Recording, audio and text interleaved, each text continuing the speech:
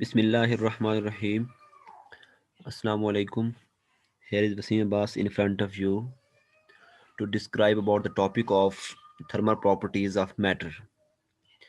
Let's start chapter number 8, thermal properties of matter. जो previous chapter था उसमें हमने स्टडी किया था properties of matter. Matter mean क्या बताया था मैंने, हर वो चीज़ जो have mass and occupy space is called matter. और उनकी हमने प्रॉपर्टीज पढ़ी थी. मैटर की बेसिकली मैंने बताया था 4 टाइप्स हैं. कौन कौन सी? Gas, liquid, solid and plasma. और अब इसमें हम जो पढ़ रहे हैं वहाँ पे हमने जस्ट उनकी प्रॉपर्टीज पढ़ी थी. अब यहाँ पे हम पढ़ रहे हैं thermal properties of matter. Thermal होता है आपके पास प्रॉपर्टीज रिलेटेड टू हीट. ठीक है, थर्मल मीन हीट या टेम्परेचर. ठीक है, ऐसी मैटर की ऐसी प्रॉपर्टीज जो कि हीट या टेम्परेचर के रिलेटेड हैं, उनकी स्टडी हम इस चैप्टर में करेंगे. ठीक है, फर्स्ट ऑफ ऑल हमारे पास 8.1 टॉपिक है, page number 169, temperature and heat. जो क्वेश्चन आता है यहाँ पे आपके पास वो यही आता है कि डिफाइन टेम्परेचर एंड हीट, या फिर वो कहता है आपको कि differentiate between temperature and heat. तो आपने सबसे पहले हम देखते हैं कि टेम्परेचर क्या होता है. टेम्परेचर देखें, आपके पास किसी भी बॉडी की हॉटनेस या कूलनेस को मैयर करना आपको टेम्परेचर कहलाता है. ठीक है, temperature of a body is the degree of hotness और कोल्डनेस ऑफ द बॉडी. किसी भी बॉडी की हॉटनेस या कोल्डनेस की डिग्री को, ठीक है, हम लोग क्या कहते हैं? टेम्परेचर कहते हैं. जैसे फॉर एग्जांपल, जैसे अब हमारे पास क्या है, कोल्ड सीजन है, हमें सर्दी फील होती है. और अगर गर्मी हो तो हमें जो है वो गर्मी फील होती है. मीन के हॉट सीजन में, समर जिसे हम कहते हैं. ठीक है, अब इसको हम इस तरह समझ सकते हैं कि आपके पास एक कैंडल फ्लेम जो होता है वो हॉट होता है. ठीक है, क्योंकि उसका टेम्परेचर बहुत हाई होता है. जबकि इसके अगर हम रिवर्स देखें तो आपके पास जो आइस होती है वो क्या होती है? कूल्ड होती है, क्योंकि उसका टेम्परेचर बहुत लो होता है. ये हमारी सेंस होती है जो हमें बताती है कि आया कि जिस चीज़ को हम टच कर रहे हैं, जिस चीज़ को हम जो है वो देख रहे कर रहे हैं, फील कर रहे हैं, वो हॉट है या कूल्ड है. ठीक है, जबकि टेम्परेचर जो होता है वो अप्रोक्सीमेशन होती है हमारी उस चीज़ की. अब देखें, आपके पास एक चीज़ है थर्मल कॉन्टैक्ट या थर्मल इक्विलिब्रियम. इसमें जैसे फॉर एग्जांपल हम अगर देखें, फॉर एग्जांपल अगर हम चाय पी रहे हों तो चाय क्या करते हैं, हम एक थर्मोस में बंद कर देते हैं. क्यों बंद करते हैं थर्मोस में? वो इसलिए करते हैं ताकि हमारी चाय जो है वो गर्म रहे. अगर उसको हम ऐसे किसी खुले बर्तन में रख दें जिससे हमारा जो है वो एटमॉस्फेयर और थर्मल कांटेक्ट जो है हमारा उस चाय का वो आपस में डायरेक्ट हो, तो क्या होगा? वो जल्द ठंडी हो जाएगी. जबकि अब थर्मोस में इसलिए बंद करते हैं, या फ्लास्क होते हैं या थर्मोस होता है या वुडन बॉक्स कोई भी चीज़ होती है, उसमें इसलिए बंद करते हैं ताकि हमारा जो एटमॉस्फेयर का टेम्परेचर है और हमारी जो टी का टेम्परेचर है, आइस का टेम्परेचर है, उनका आपस में कॉन्टैक्ट ना हो. ठीक है, एक इंसुलेटर के तौर पे, जैसे हम कंप्यूटर उसमें हमने पढ़ा था कि कैपेसिटर में इंसुलेटर यूज़ करते हैं कि दोनों प्लेट्स आपस में क्या हों? मैच ना करें.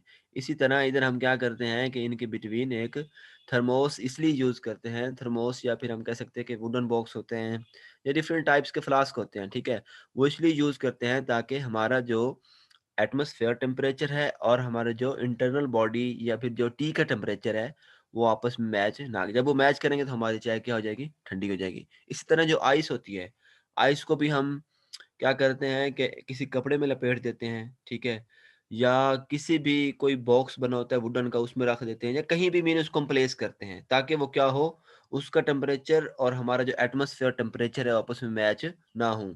जब वो एटमॉस्फेयर टेम्परेचर और आइस का टेम्परेचर जो होता है वो मैच हो जाएंगे, तो क्या होगा कि हमारी जो आइस है वो मेल्ट होने के बाद क्या हो जाएगी? वाटर में कन्वर्ट हो जाएगी. ठीक है, ये था ऑल अबाउट टेम्परेचर.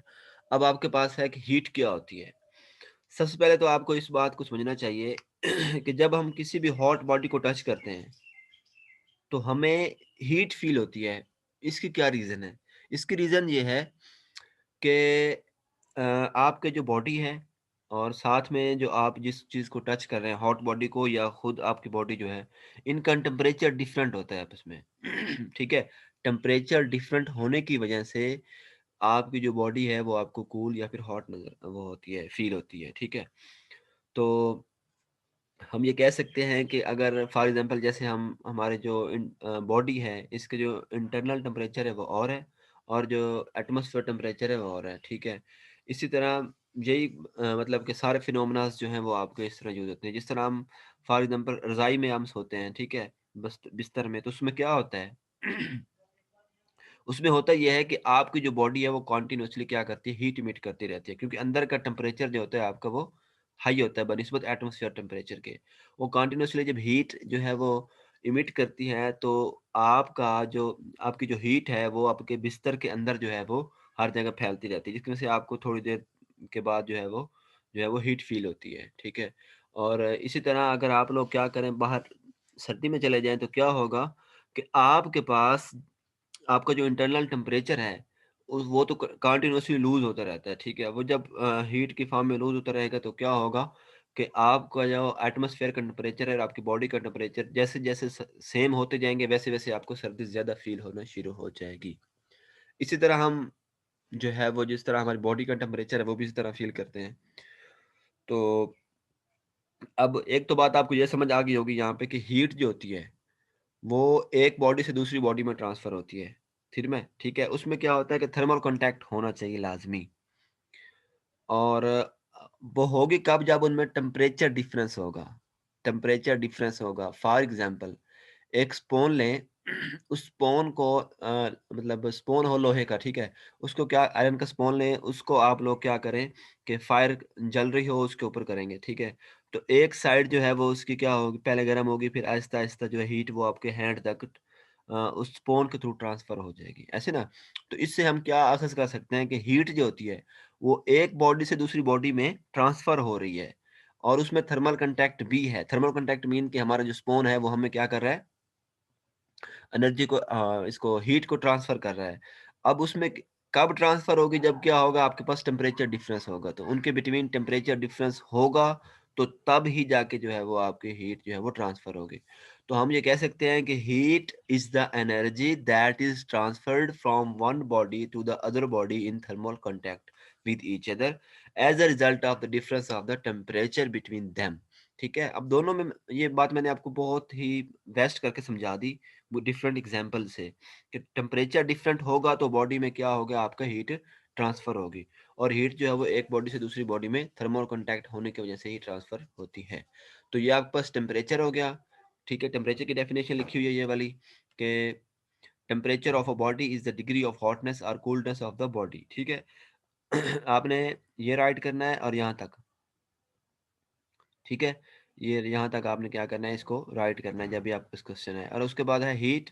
तो हीट जो होती है आपके पास, वो मैंने बताया कि एक बॉडी से दूसरी बॉडी में ट्रांसफ़र होती है थर्मल कॉन्टैक्ट की वजह से, और उनमें क्या होना चाहिए, टेम्परेचर डिफरेंस होना चाहिए। उसके बाद नेक्स्ट है आपके पास कि आपके पास इंटरनल एनर्जी क्या होती है। इंटरनल एनर्जी क्या होती है, सिंपली कि आपकी जो इंटरनल एनर्जी है वो सम होती है kinetic energy and potential energy, जो कि आपके एटम्स या मॉलिक्यूल्स या पार्टिकल्स में एसोसिएट होती है, ठीक है? तो सिंपली हम क्या कह सकते हैं, the sum of kinetic energy and potential energy associated with the atoms molecules and particles of a body is called its internal energy. Mean के इंटरनल एनर्जी किसी बॉडी की कब हम कह सकते हैं कि जब क्या हो कि काइनेटिक एनर्जी पोटेंशियल एनर्जी का सम हो, और वो किसके साथ एसोसिएट हो, आपके एटम से, मॉलिक्यूल से या उसके पार्टिकल से। अब इंटरनल एनर्जी जो है मुख्तलिफ फैक्टर्स पे डिपेंड करती है, फॉर एग्जांपल काइनेटिक एनर्जी पे डिपेंड करती है, पोटेंशियल एनर्जी पे डिपेंड करती है, इनके मॉलिक्यूल्स की एनर्जी पे डिपेंड करती है, उसके मास पे डिपेंड करती है, ठीक है? मुख्तलिफ चीज़ों के ऊपर ये डिपेंड करती है। तो आपके पास बेसिकली 3 टर्म्स मैंने आपको समझाई, और इस चैप्टर के मैंने आपको एक वेस्ट जो है वो कांसेप्ट दिया कि किस तरह से इसमें चीज़ें जो है वो एक हीट जो है वो एक बॉडी से दूसरी बॉडी में कन्वर्ट होती है। स्पून की एग्जांपल दी। तो आपने क्या करना है, अब रिटन काम वर्क आपका ये है कि आपने टेम्परेचर की डेफिनेशन और ये यहाँ तक आपने यहाँ क्या करना है, यहाँ पे इसको राइट करना है। उसके बाद हीट क्या होती है, हीट के बारे में, ठीक है, आपने लिखना है, और यहाँ पे कुछ एनी 2 पॉइंट्स या फिर स्पून वाली एग्जांपल आप दे सकते हैं, ठीक है? जो मैंने आपको बताई है। ये लिखनी है। और ये एक बात यहाँ पे है कि वो कहते हैं कि आपके पास जो फ्लावर होते हैं, आपने कभी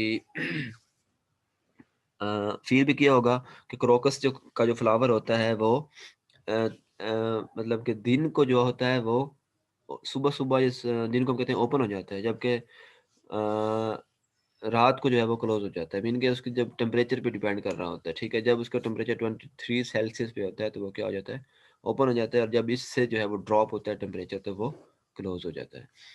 तो ये भी टेम्परेचर का इफ़ेक्ट है। उसके बाद यहाँ पे देखिए थर्मामीटर इसने इस मैंने वो किया हुआ है, ठीक है? तो इसमें थर्मामीटर से क्या हो रहा है कि बॉडी का टेम्परेचर मेजर हो रहा है। और इसमें आपने इंटरनल एनर्जी जो होती है, वो किस चीज़ पे डिपेंड करती है, ये भी लिखना है, और इंटरनल एनर्जी जो होती है, वो क्या होती है, उसकी डेफिनेशन भी राइट करनी है। ठीक है? आज का टॉपिक आपका इतना ही था। इंशाल्लाह नेक्स्ट उसमें हम नेक्स्ट टॉपिक स्टार्ट करेंगे। तो if you have any question then let me ask. Thank you very much.